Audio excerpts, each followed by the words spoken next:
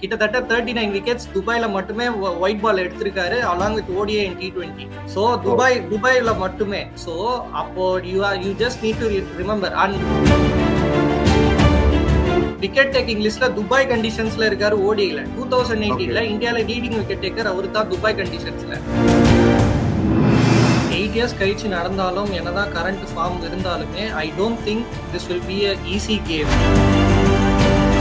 Tamim Iqbal இல்ல, ஷகிப் அல் ஹசன் இல்ல, தென் Lytton Das இல்ல, இந்த மாதிரி சீசன் கேம்பெயின் அவங்க டீம்ல இல்ல. இந்த பங்களாதேஷ இந்தியா ஈஸியா ஹேண்டில் பண்ணிடுவாங்களா இவங்கள? கடப்பார வெஸ்ட் இண்டீஸ்னு சொல்ற அந்த வெஸ்ட் இண்டீஸை போய் அவங்க ஹோம்ல 3-0 ஜெயிச்சு ஒரு ஹிஸ்டரி கிரியேட் பண்ணிருக்காங்க. அதே கான்பிடன்ஸோட தான் வராங்க. முஸ்தபிசூர் இன்னும் அந்த பழைய அந்த கிடையாது. Bangladesh bowling is really good when compared to batters. உங்களுக்கு அட்டாக் பண்ணி அடிக்கிறது spinners, spin bashers already India இருக்காங்க. thus Bangladesh have a batting firepower to do the same. Bangladesh is the only team who has the highest number of strike rate at the death overs. எந்த டீமுமே வெச்சிட்டது இல்ல, ஆனா இவங்க வெச்சிருக்காங்க அத. So ரெண்டு chasing சினாரியோஸ்ல எந்த ஒரு பிளேயர் பேட்டிங் இந்த பேட்டில் வந்து தட்டிட்டாங்கன்னா முடிஞ்சது, நம்ம வந்து solid.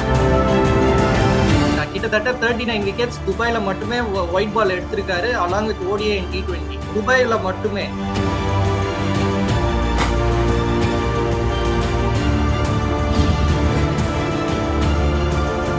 So take off time subscribers, இன்னைக்கு நம்ம பார்க்க போறது ஆடுகளத்துல வந்து நம்ம சாம்பியன்ஸ் ட்ராஃபில இந்தியா வெர்சஸ் பங்களாதேஷோட ப்ரிவியூ. இன்னும் 2 நாள்ல வந்து பங்களாதேஷ் ஃபேஸ் பண்ண போறோம். சோ இத பத்தி நம்ம கூட பேசுறதுக்கு கிரிக்கெட் அனலிஸ்ட் சித்தார்த் நம்ம கூட இருக்காரு. வணக்கம் Siddharth. Siddharth, ICC champions trophy 8 வருஷம் கழிச்சு நடக்குது. இந்தியா முதல் மேட்ச்ல பங்களாதேஷை ஃபேஸ் பண்ண போறாங்க. ரீசன் ஃபார்ம் இந்த ரெண்டு டீம் எப்படி இருக்கு? நீங்க யாருக்கு சப்போர்ட் பண்ணுவீங்க? ஸ்ட்ரைட்டாவே உங்ககிட்ட கேக்குறேன். Hi Sham, thanks for inviting me. என்ன பொறுத்த வரைக்கும் நான் எப்படி பாக்குறேன் அப்படின்னா 8 இயர்ஸ் கழிச்சு நடந்தாலும் என்னதான் கரண்ட் ஃபார்ம் இருந்தாலுமே I don't think this will be a easy game அப்படின்ற மாதிரி தோணுது ஃபார் போத் த டீம்ஸ். ஏன் நான் சொல்றேன் அப்படின்னா பங்களாதேஷ் வந்து சம்டைம்ஸ் தே ஹவ் என்ன சொல்ற ரீசன்ட் ஃபார்ம் அவங்களுக்கு டவுனா இருந்தாலும் அவங்க வந்து இந்தியா கூட சம்டைம்ஸ் அவங்க சக்சஸும் பார்த்திருக்காங்க ஓரளவுக்கு. வெதர் த பங்களாதேஷ் வந்து ஆல்ரெடி ஹோஸ்ட் போயிருக்காங்க. ஆல்ரெடி அங்க வந்து 2-1 வந்து India has lost to them in their home. அதுக்கப்புறம் ஏசியா கப் வரும்போது ஏசியா கப்லயே அவங்க கிட்ட தோத்துருக்காங்க. ஸோ அவங்களுக்கு அது ஒரு கான்பிடென்ட்டா இருக்கும். பட் ஆனா ஐ டோன்ட் திங்க் இந்தியா வந்து அந்த தாட்டோட இருப்பாங்கன்னு எனக்கு தோணல. More over Bangladesh captain has announce நாங்க வந்து சாம்பியன்ஸ் ட்ராஃபி ஜெயிக்கிறதுக்கு தான் போயிருக்கோம்னு சொல்லிட்டு. பிகாஸ் அவங்களோட பிபிஎல் ஃபார்ம்ஸா இருக்கட்டும், ஈச் பிளேயர்ஸ் பேட்டில்ஸா இருக்கட்டும், எவ்ரி பிளேயர்ஸோட இண்டிவிஜுவல் பெர்ஃபார்மன்ஸ் அவங்க they are just believing their own process. அவ்வளவுதான் I feel. பட் என்ன பொறுத்த வரைக்கும் India has more advantage than Bangladesh. So இப்போ நீங்க வந்து இந்தியா மோர் அட்வான்டேஜ் பங்களாதேஷ் சொல்றீங்க. பட் இருந்தாலும் பங்களாதேஷ் பிவேர் அப்படிங்கிற மாதிரி சொல்றீங்க. ஆனா இப்போ அவங்களோட எக்ஸ்பீரியன்ஸ் கேம்பைனர்ஸ் உங்களுக்கு தமீம் இக்பால் இல்ல, ஷகிப் அல் ஹசன் இல்ல, தென் லிட்டன் தாஸ் இல்ல, இந்த மாதிரி சீசன் கேம்பைனர்ஸ் அவங்க டீம்ல இல்ல. இந்த பங்களாதேஷ யங்ஸ்டர்ஸும் எக்ஸ்பீரியன்ஸும் மிக்ஸா இருக்காங்க. இந்த பங்களாதேஷ் இந்தியா ஈஸியா ஹேண்டில் பண்ணிடுவாங்களா இவங்கள? நான் எப்படி இதை பாக்குற என்னை கேட்டா அப்பார்ட் ஃப்ரம் தட் எக்ஸ்பீரியன்ஸ் அந்த அப்ளிகேஷன் அந்த கேம் பிளானிங்கிறது தான் ரொம்ப ரொம்ப முக்கியம். பாயிண்ட் 1 அதுதான். ஸோ இப்போ ஃபார் எக்ஸாம்பிள் பார்த்தீங்கன்னா I am taking as Bangladesh டீமை தாண்டி I am taking this as இது Najmul Hussain Shanto and co team அப்படின்றத நான் பார்க்குறேன். ஏன் நான் இதை சொல்றேன் அப்படின்னா நஜ்மல் ஹுசைன் சாண்டோ is someone who has an winning attitude kind of a person. இப்போ வெஸ்ட் இண்டீஸ் வந்து என்ன சொல்ற கடப்பார வெஸ்ட் இண்டீஸ்ன்னு சொல்ற அந்த வெஸ்ட் இண்டீஸை போய் அவங்க ஹோம்ல 3-0 ஜெயிச்சு ஒரு ஹிஸ்டரி கிரியேட் பண்ணிருக்காங்க. அதே கான்பிடன்ஸோட தான் வராங்க. எஸ் ஃபார்மட்ஸ் வேற.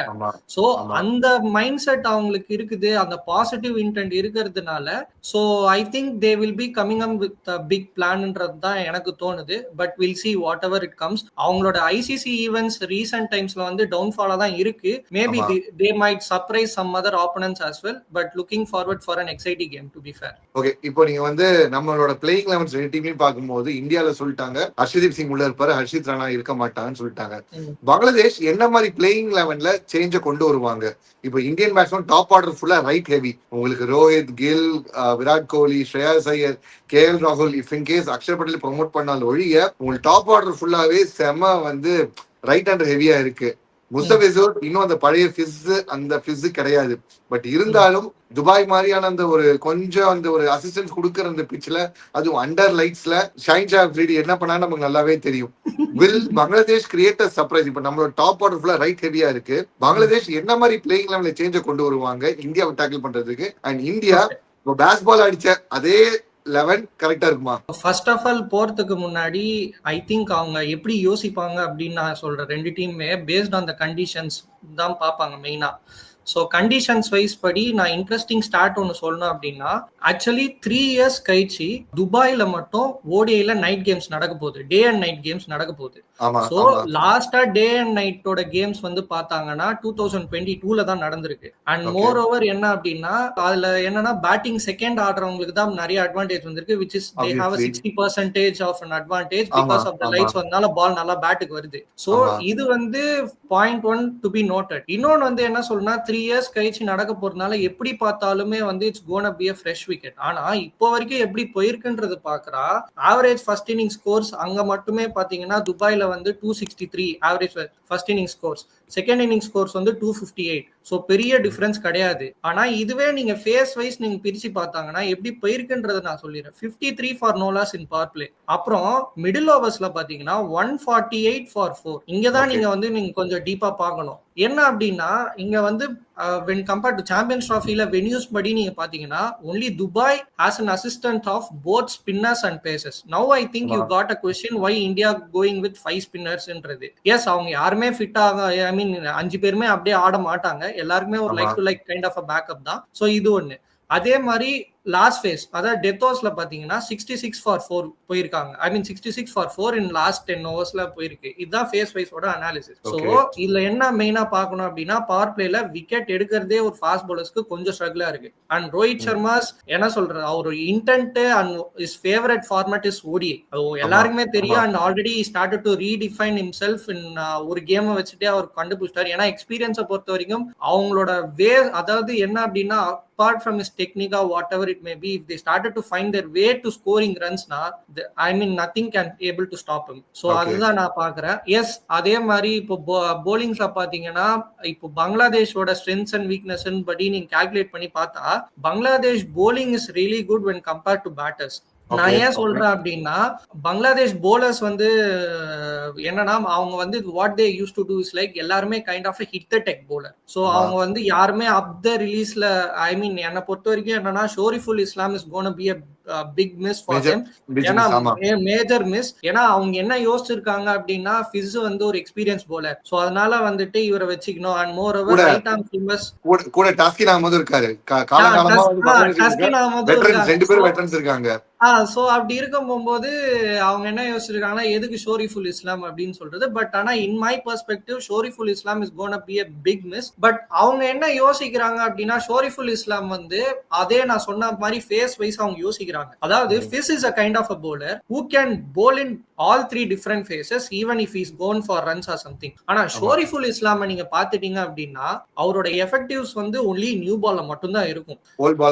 டெத்ல ஒண்ணுமே இருக்காது. சோ இப்போ அவங்க என்ன யோசனை, இப்போ இதே வந்து பாகிஸ்தான் ஓகே துபாய் அப்படின்னு போகும்போது அவங்க வந்து they want a variety type of a bowlers who can able to bowl in 3 different phases. And நீங்க வந்து பாத்திருக்கீங்கன்னா கம்ப்ளீட் அதாவது ஒரு I mean all the 8 teams பாத்தீங்கன்னா only team who has a variety type of a bowlers வேணும்னா which is இவங்க பங்களாதேஷ் தான். அவங்களுக்கு left arm seamer வேணா லெஃப்ட் ஆர்ம் சீமர் இருக்காங்க, லெக் ஸ்பின்னர் வேணா லெக் ஸ்பின்னர் இருக்காங்க, ஆஃப் ஸ்பின்னர்ஸ் இருக்காங்க, ரைட் ஆர்ம் சீமர்ஸ் இருக்காங்க.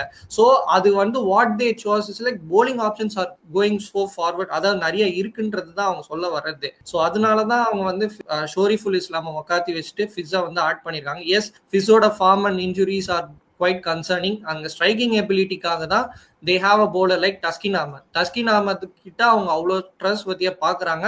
அண்ட் மோர் ஓவர்ல அவரோட ஃபர்ஸ்ட் 10 ஓவர்ல அவரு எடுக்கிற ஸ்ட்ரைக்கிங்ல தான் மேட்ச் டிசைடே ஆக போகுது. வெதர் பங்களாதேஷ் ஜெயிக்க போறாங்களா இல்லையான்றதான் தெரிய போகுது. இதே இந்தியா பேட்டிங் எப்படி இருக்க போகுதுன்னா, நான் என்ன சொல்ல வரேன் அப்படின்னா, அதாவது top 4 are very well settled. இங்க வந்துட்டு கீ ஃபேக்டர் என்ன பொறுத்த வரைக்கும் அப்படின்னு பார்த்தோன்னா, apart from Rohit or Virat, இங்க வந்து நான் எப்படி யோசிக்கிறேன்னா, ஸ்ரேயாஸ் ஐயர் ஓட ஃபார்ம் கண்டினியூ ஆகுமா அப்படின்றது. நான் எஸ் அவர் ஃபார்மை டிஃபைன் பண்றார். ஆனால் அவரோட there are different ஸ்டேக்ஸ் இருக்கு. என்ன அப்படின்னா அவரு அவேல பெரிய கேம்ஸ் ஆடினதே கிடையாது. பாயிண்ட் ஒன் அதான். துபாயும் வந்து ஹோம் கண்டிஷன் கொஞ்சம் similar condition, not like subcontinental பிச்சோட எக்ஸ்டென்ஷன் தானே துபாய். இஸ் நாட் தட் இது கிடையாதுல்ல.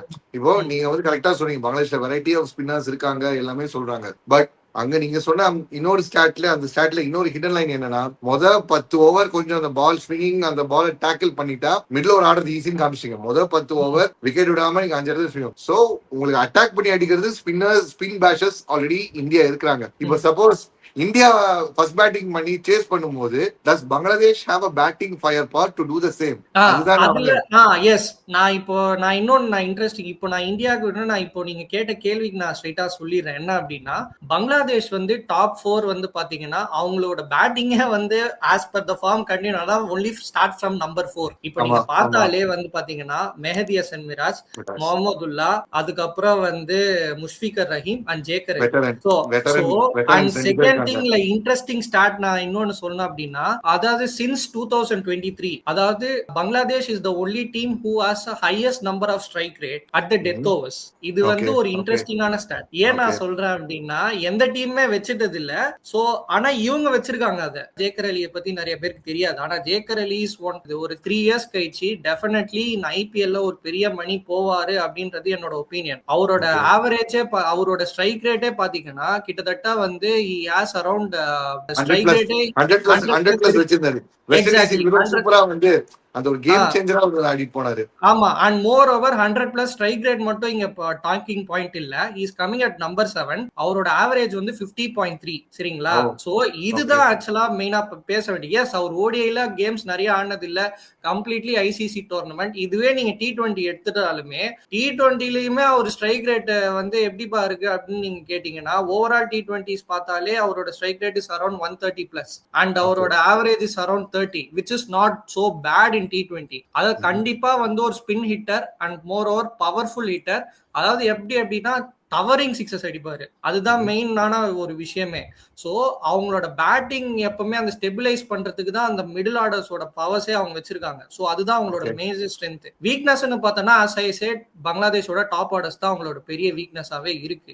சோ இட்ஸ் பிட்வீன் வந்து பங்களாதேஷோட 4க்கு அப்புறம் ஆடுற அந்த பேட்டர்ஸ் வெர்சஸ் இந்தியன் ஸ்பின்னர்ஸ். இப்போ வந்து நம்ம சேஸ் பண்ணும்போது, அது அவங்க சேஸ் பண்ணும்போது, இதே நம்ம சேஸ் பண்ணும்போது Shreyas Iyer versus rest of Bangladesh spinners இப்படிதான் வந்து போகணும்னு சொல்றீங்க. சோ இதுலயே வந்து I think I got the answer for players to watch out for. Indian player 1 batter 1 bowler, Bangladesh 1 batter 1 bowler. டக்குன்னு சொல்லுங்க. ஓகே. சோ நான் சொல்லணும் அப்படின்னா Ravindra Jadeja against this middle orders. நான் ஏன் ரவீந்திர ஜடேஜா நான் சொல்றேன், bowler ரவீந்திர ஜடேஜா.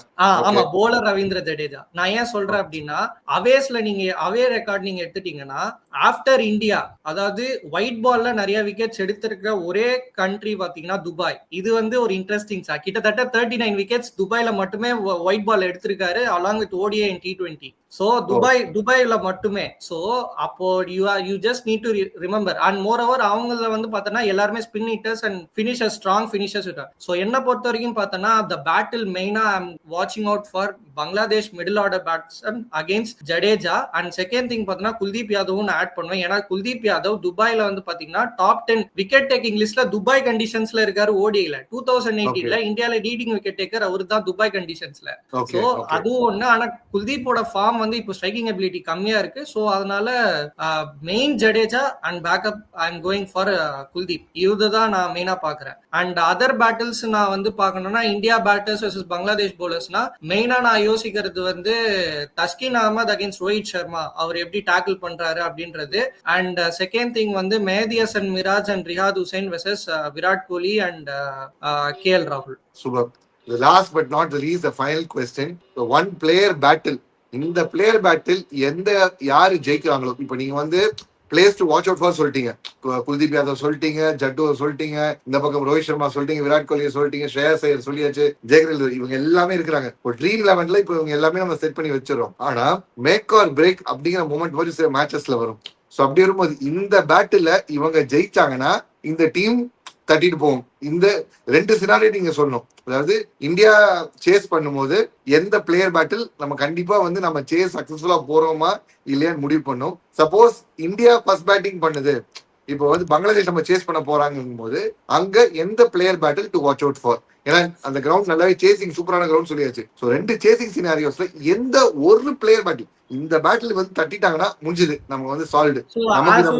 நான் வந்து சொல்லணும்னா ஜேக்கர் அலி அகைன்ஸ்ட் ஜடேஜா தான் நான் சொல்லுவேன். ஏன்னா பங்களாதேஷ் சேஸ் பண்ணும்போது ஜேக்கர் அலி வெர்சஸ் ஜடேஜா.